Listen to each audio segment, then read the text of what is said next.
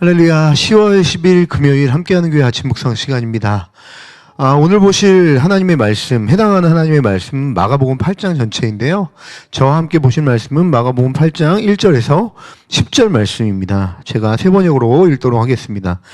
그 무렵에 다시 큰 무리가 모여 있었는데 먹을 것이 없었다. 예수께서 제자들을 가까이 불러놓고 말씀하셨다.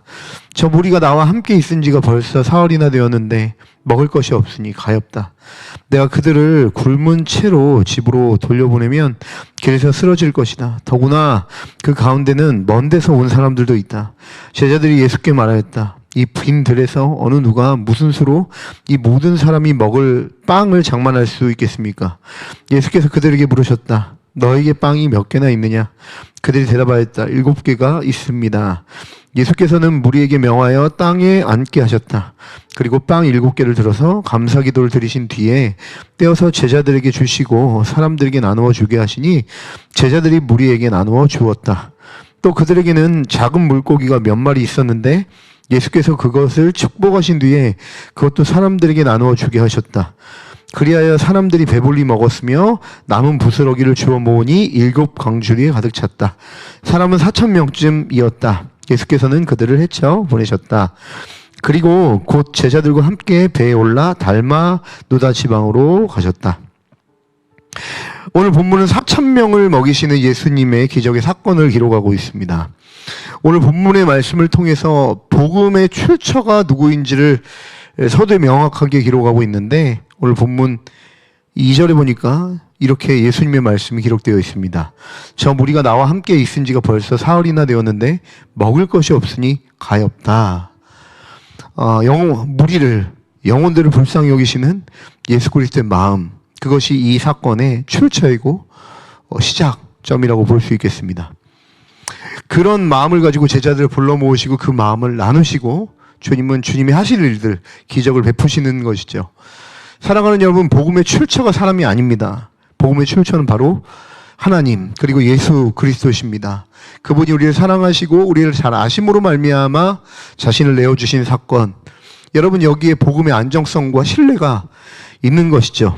우리는 변하지만, 우리는 다른 영혼을 사랑할 수 있는 실력이 없지만 이 세상을 창조하신 하나님 그리고 구세주로 오신 예수님은 우리를 너무나도 사랑하시고 이 세상을 너무나도 사랑하셔서 기꺼이 자기의 영광을 버리고 이 땅에 오신 분이라는 사실을 기억하시기 바랍니다. 그분이 오늘 하루 치열하게 죄악의 현장 안에서 주님과 함께 동행하기로 몸부림치는 여러분을 어떻게 보시냐?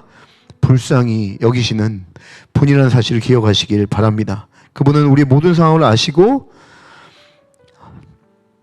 우리에게 실질적인 위로와 필요를 채우실 수 있는 유일한 분이라는 사실을 기억하시기 바랍니다.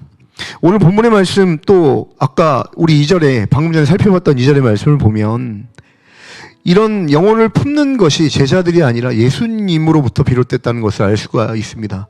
예수의 부르심에 반응한 제자들은 그 예수의 말씀을 듣고 예수님의 마음을 알게 되었죠. 마찬가지입니다. 우리가 교회에 다니는 성도로서 다른 사람을 사랑하고 품으라고 명령하고 있지만 사실 엄밀히 얘기하면 우리는 다른 사람을 품을 수 있는 실력이 없습니다. 그래서 우리가 할 수 있는 건 무엇이냐면 예수께 가까이 가서 그분의 부르심에 반응해서 예수님의 말씀을 듣고 그 마음을 온전하게 은혜로 말미암아 깨달아 알 때만 그 사랑을 흘려보낼 수 있다는 것을 본문은 이야기하고 있습니다. 3절에도 이렇게 얘기하죠. 내가 그들을 굶은 채로 집으로 돌려보내면 길에서 쓰러질 것이다. 더구나 그 가운데는 먼 데서 온 사람들도 있다.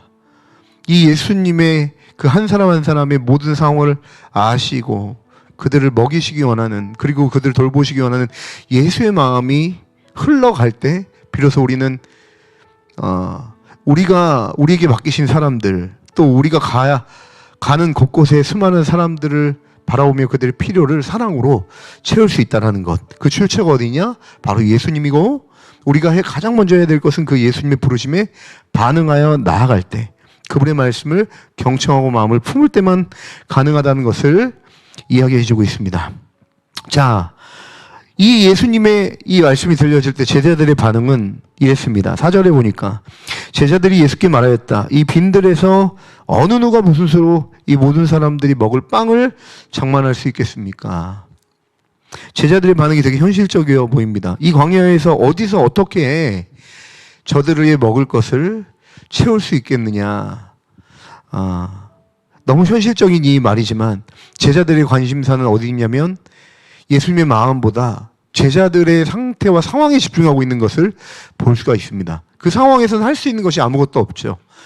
우리는 우리가 갖고 있는 현실과 상황으로 사실 줄 수 있는 것이 아무것도 없습니다. 사실이죠. 그러나 제자들은 잊어버리고 있었습니다. 마가복음 6장에 어떤 일이 있었냐면 이미 유대인들을 주께서 오병이어로 5,000명 이상 먹이셨던 놀라운 기적을 제자들은 잊고 있었죠. 누구를 잊고 있었냐? 그 자리에 함께 계시는 예수님이 어떤 분인지를 잊고 있었던 것입니다. 그래서 이 얘기는 예수님을 온전하게 신뢰하지 못하는 자들의 반응이라고 볼 수 있죠. 자, 그런 반응 가운데 예수님은 이렇게 물으십니다. 예수께서 그들에게 물으셨다. 너에게 빵이 몇 개나 있느냐? 그들이 대답하였다. 7개가 있습니다. 예수님의 관점은 달랐습니다. 제자들은 그들이 없는 것을 구했지만, 그리고 자신들이 그 모든 상황을 통제하려고 했고 책임져야 되는 상황을 생각하면서 책임질 수 없다라고 결론을 내리지만 그 상황을 책임지시고 인도해 주시는 유일한 분 예수님이 거기 계셨죠. 예수님은 물으십니다. 너희에게 빵이 몇 개가 있느냐? 주님은 다 하실 수 있는 일에 우리를 초청하십니다. 그리고 뭘 얘기하시냐면 너희가 갖고 있는 것이 무엇인지 거기에 집중해라 라고 이야기하십니다. 제자들은 뭘 갖고 있었습니까? 떡이 7개가 있었습니다. 그리고 또 한 가지가 있었죠. 그들은 예수님과 함께 있었습니다. 제자들과 함께 계신 예수님이 그들에게 있었죠. 예수님은 오늘도 물으십니다. 너에게 무엇이 있느냐? 내가 이 열방에, 너희의 가족에, 이 교회에 저들이 기진하여 힘들고 어려운 것을 내가 먹이고 보살피고 이 사랑을 흘려보내고 싶은데 너에게 무엇이 있느냐 물어보실 때 우리에게 책임지라고 하시는 건 아닙니다. 그러나 물어보십니다. 내가 다 할 건데 너희가 갖고 있는 그 마음, 조그마한 헌신을 들어서서 내가 그들을 먹이고 싶은데 너희에게 있는 것이 무엇이냐. 이 하나님의 음성과 말씀이 우리 가운데 들려지는 아침이 되었으면 좋겠습니다. 우리가 갖고 있는 조그마한 것이 중요한 것이 아니라 우리와 동행하시는 예수님이 우리를 인도하신다는 사실을 기억하시기 바랍니다. 자, 이렇게 주님은 제자들이 갖고 있는 떡 7개와 2마리 물고기를 축사하사 오병이어 기적처럼 또 떼어서 제자들을 통해 먹이게 하십니다. 그러니까 어떤 결과가 났습니까? 8절 보니까, 8절 9절 보니까 그리하여 사람들이 배불리 먹었으며 남은 부스러기를 주워 먹으니 7광줄이 가득 찼다. 사람은 4,000명쯤이었다. 예수께서 그들을 헤쳐 보내셨다.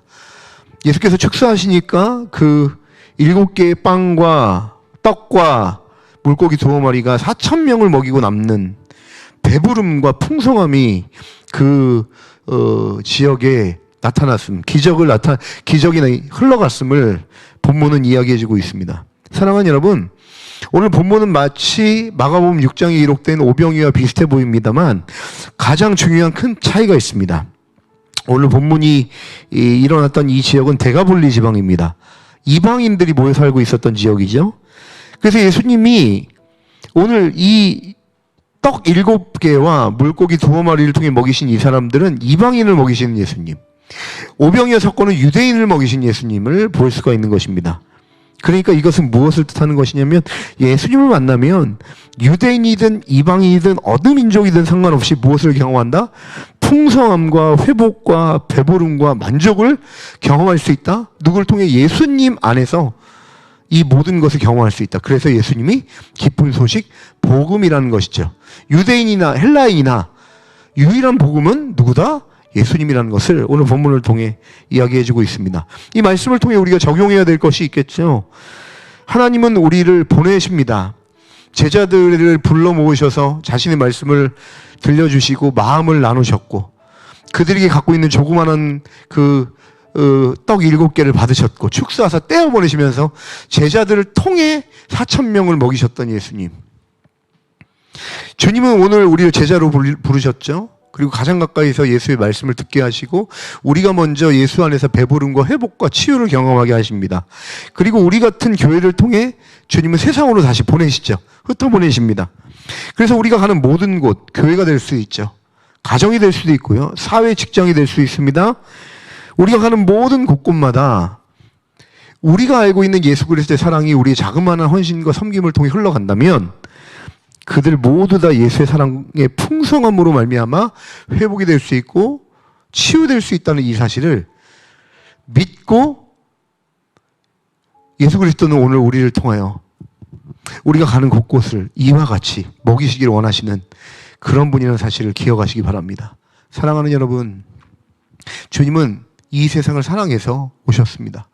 주님은 우리만 사랑한 것이 아니라 이 세상도 회복이 되어 온전한 배부름과 풍요로움에 예수님 안에서의 천국잔치에 참여하기를 너무나도 원하시는 분이십니다. 주님은 혼자 다 하실 수 있는 그 일을 연약하고 게으르고 이기적인 우리를 부르셔서 말씀하시고 마음을 나누시고 다시 세상으로 보내셔서 그들을 풍족하게 먹이는 일에 작은 예수가 되어 흘려보내기를 주님은 원하셨습니다. 오늘 하루 우리가 어떻게 살 수 있을까? 오늘 하루 우리가 살 때 어떻게 사랑할 수 있을까? 여러분, 복음의 출처가 우리가 아니라는 걸 기억하시기 바랍니다.